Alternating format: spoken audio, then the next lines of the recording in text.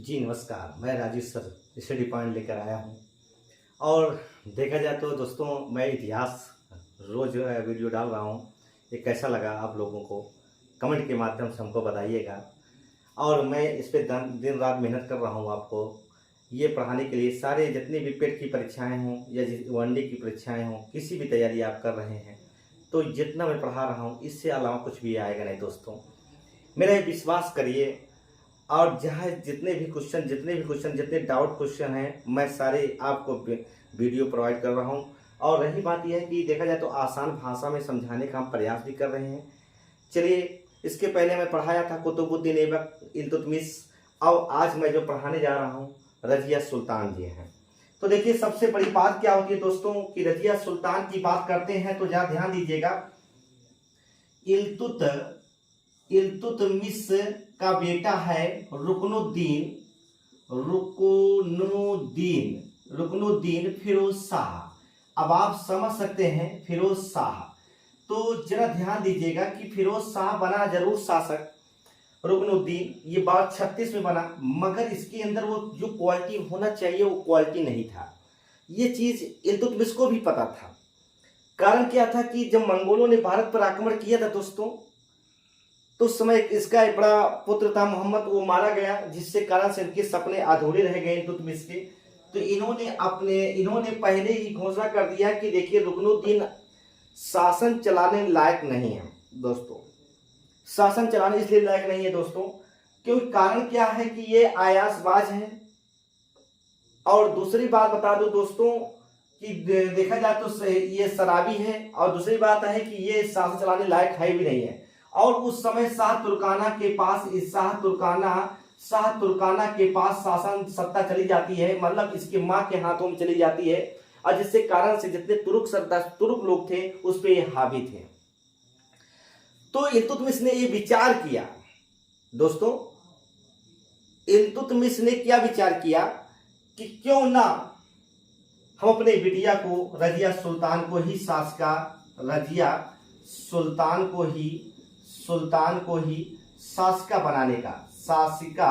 बनाने का विचार किया। तो कुल कहीं ना कहीं देखा जाए तो इन्होंने सोचा कि क्योंकि इससे बुद्धिमान तो हमारा ये बिटिया ही है।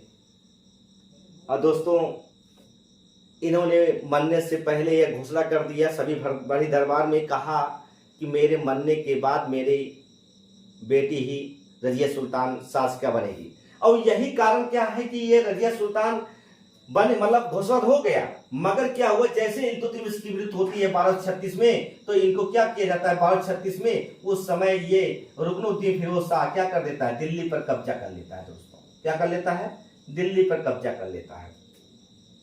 और दोस्तों, उसके बाद क्या हुआ, जब दिल्ली पे कब्जा कर लेता है, रजिया सुल्तान को बड़ा बुरा लगता है। बुरा इस बात का लगता है दोस्तों कि मेरे पिताजी ने कहा था कि मेरे मरने के बाद मेरी बेटी बनेगी। तो इन्होंने लाल वस्त्र पहनकर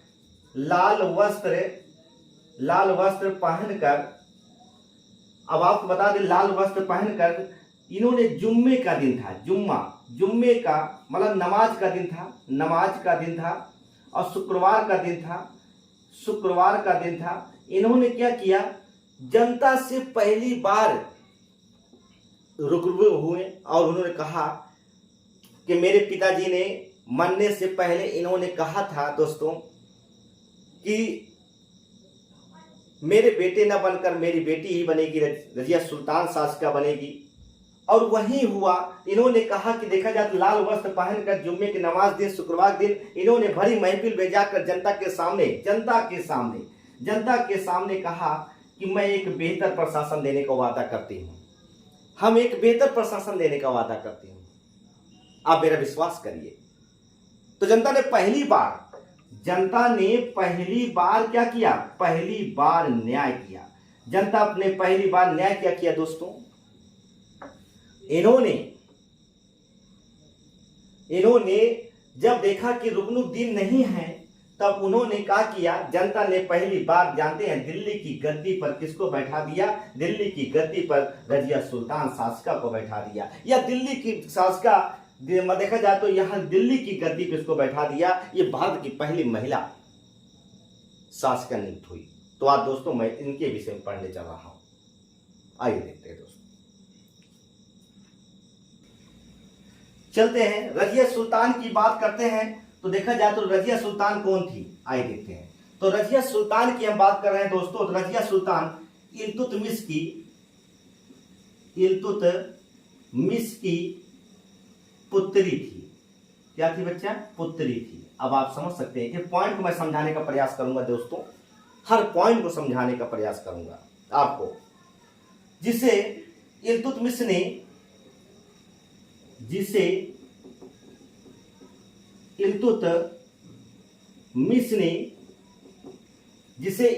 ने उत्तराधिकारी घोषित कर दिया था। उत्तराधिकारी घोषित कर दिया था। अब दोस्तों आप समझ सकते हैं, इन्होंने देखा इल्तुतमिश की पुत्री थी और इन्होंने पहले ही घोषणा कर दिया कि उत्तराधिकारी के विषय में। और देखिए, परंतु अब इसमें जानते हैं सबसे नाराज कौन होगा। अब आपको दोस्तों बता दूं, नाराज होने वाला कौन है? छोटा आदमी कहाँ नाराज होता है यार, खुदा तो बड़ा आदमी नाराज होता है। वो बड़ा आदमी नाराज होता है, मुझसे बड़ा कोई ना हो पाए। बड़ी बात समझे। अब सबसे बड़ी बात क्या है दोस्तों, ये महिला शासिका थी। ये महिला शासिका होने के नाते अब अमीर इसके सामने झुकना नहीं चाहते। किसके सामने बेटा? ये इसके सामने झुकना नहीं चाहते दोस्तों, रजिया सुल्तान के सामने। तो कहीं ना कहीं देखा जाए, देखिए, परंतु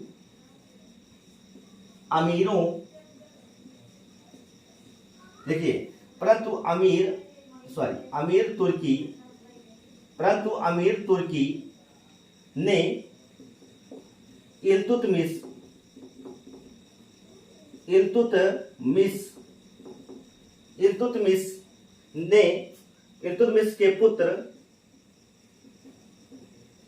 के पुत्र रुकनुद्दीन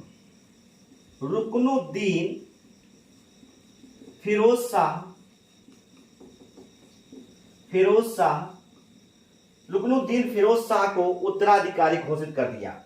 तो कहीं ना कहीं देखा जाए तो फिरोज शाह को उत्तराधिकारी घोषित कर दिया था। तो कहीं ना कहीं देखा जाए शासक बनाया गया, या ये लिख देता हूं, शासक बनाया गया।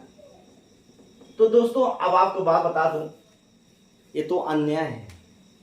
अन्याय का मतलब दोस्तों ये बात का है। अब देखिए, पिता ने पहले ही वंशानुगत घोषित कर दिया कि मेरे मरने के बाद मेरी बेटी रजिया सुल्तान शासिका नियुक्त होगी, मगर ऐसा हुआ दोस्तों? ऐसा नहीं हुआ। और अमीरों ने केस को बना दिया इल्तुतमिश के पुत्र रुकनुद्दीन फिरोज शाह, बिल्कुल अयोग्य व्यक्ति को बैठा दिया। अब क्या हुआ दोस्तों? जुम्मा, कोष्टक में नमाज देखा जाए तो जुम्मा, कोष्टक नमाज शुक्रवार का दिन था। तो कहीं ना कहीं देखा शुक्रवार के दौरान, ऐसे लिखो, दौरान रजिया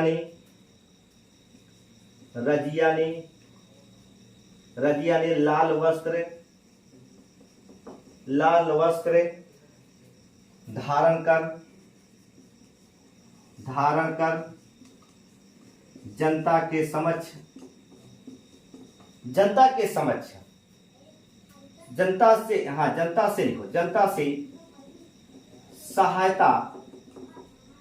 से सहायता मांगी।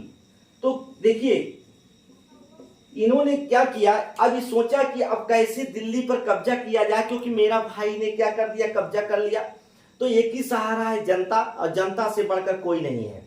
तो इन्होंने जनता के सामने लाल वस्त्र पहनकर, लाल वस्त्र होता है न्याय का प्रतीक, तो इन्होंने लाल वस्त्र पहनकर देखिए धारण कर जनता के समक्ष गई और कहा, मैं एक बेहतर प्रशासन देने का वादा करती हूँ, अपने भाई से अच्छा प्रशासन दूंगा, अपने भाई से अच्छा प्रशासन दूंगी। एक बार हमारा विश्वास करो, फिर इस्तेमाल करो, फिर विश्वास करो। क्या अच्छा? जनता ने सोचा क्यों ना एक महिला अगर आकर देखा जाए न्याय मांग रही तो उसको न्याय दिया जाए। ये बात तो सही है, अगर महिला न्याय मांग रही है तो न्याय मिलना चाहिए ना भाई। आइए देखते हैं अब क्या हुआ। जनता ने जनता ने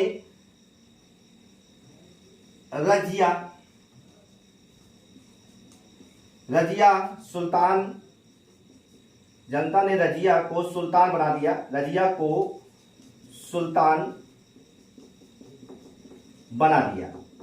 अब देखिए दोस्तों, रजिया को सुल्तान बना दिया, यह प्रथम अवसर है, यह प्रथम अवसर है कोई भारत की महिला शासिका हुई है। अभी तक ऐसा कोई प्रमाण नहीं मिलता कि कोई महिला शासिका हुई है। और देखा जाए तो कहीं ना कहीं देखा जाए तो अपना शासन चुना, जनता ने शासन चुना। तो आइए देखते हैं, प्रथम अवसर था, प्रथम अवसर जब दिल्ली की जनता ने स्वयं अपना शासक चुना, स्वयं अपना शासक चुना। दोस्तों ये कहीं ना कहीं देखा जाए तो ये बहुत कम इतिहास मिलते हैं। दिल्ली की जनता ने पहला अपना कोई शासक चुना है। जैसे हम लोग प्रधानमंत्री चुनते हैं, उसी प्रकार इन्होंने दिल्ली की जनता ने शासक चुना, वो भी रजिया सुल्तान को, पहली महिला को कदर रखा। इन्होंने ध्यान दिया कि महिला ये दिख रहे। हकीकत है महिलाओं का दिल जो होता है बहुत मुलायम होता है। आइए देखते हैं। तो सबसे बड़ी बात क्या होती है रजिया की, जहां तक इसको नोट कर लो दोस्तों, नोट कर लो, उसके आगे हम चलते हैं। थोड़ा सा नोट करिए दोस्तों जल्दी जल्दी।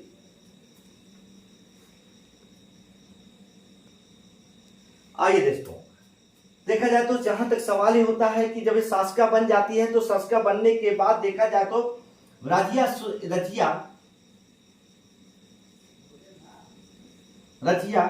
भारतीय इतिहास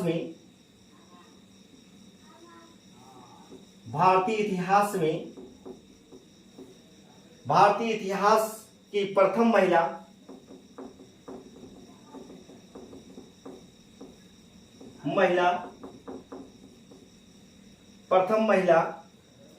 मुस्लिम सुल्ताना थी।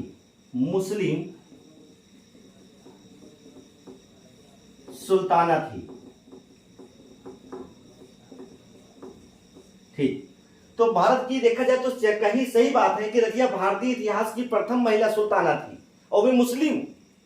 सबसे बड़ी बात है रजिया, देखिए रजिया ने, देखिए एक चीज बता दूं आपको, उस समय क्या हुआ था कि एक भटिंडर का, मतलब देखा जाए जब रजिया मतलब दिल्ली की शासिका थी, उसी समय एक भटिंडा की हम बात कर लें, भटिंडा का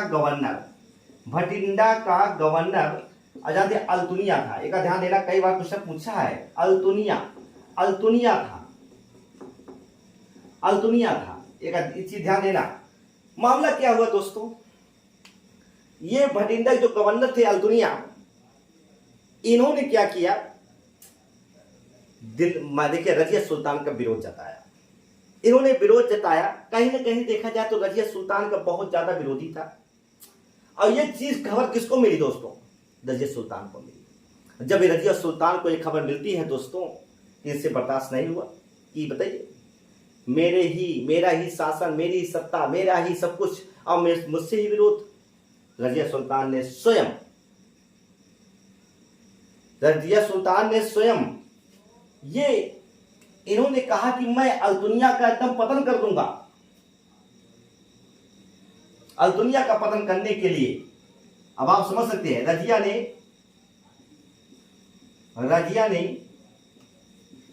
अल्तुनिया का पतन करने के लिए भटिंडा रवाना हो गई।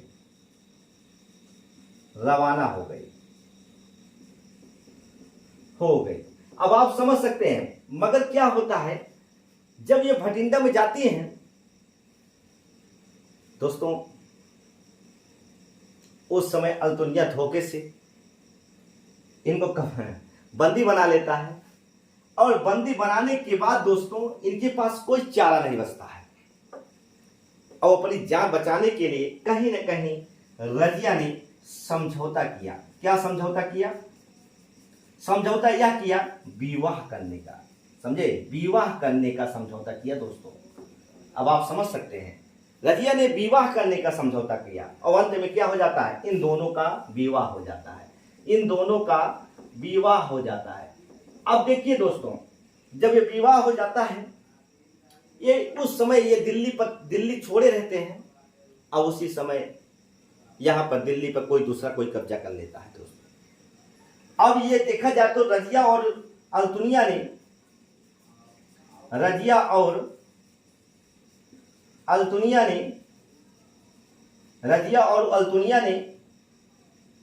देखा जाए दोनों ने फैसला लिया। अब एक रजिया और अल्तुनिया ने दिल्ली के लिए रवाना होती हैं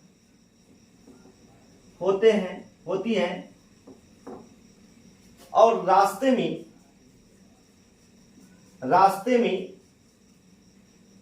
में कैथल के निकट, कैथल एक दोस्तों, कैथल है कहाँ, हरियाणा कैथल के निकट नामक स्थान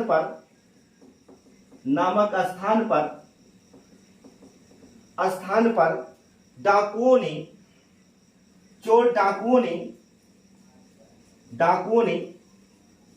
हत्या कर देता है। अब कहीं न कहीं देखा जाए, यहीं से दोस्तों रजिया सुल्तान का अंत हो जाता है 1240 ईस्वी में। और कहीं न कहीं देखा जाए, अगर रजिया सुल्तान होती शासिका भारत की, तो 100% है आज कुछ और होता। कुछ समय के लिए आई, मगर इतना बड़ा कार्य करके गई। शायद यह ऐसा इतिहास का बहुत गौरवशाली इतिहास है।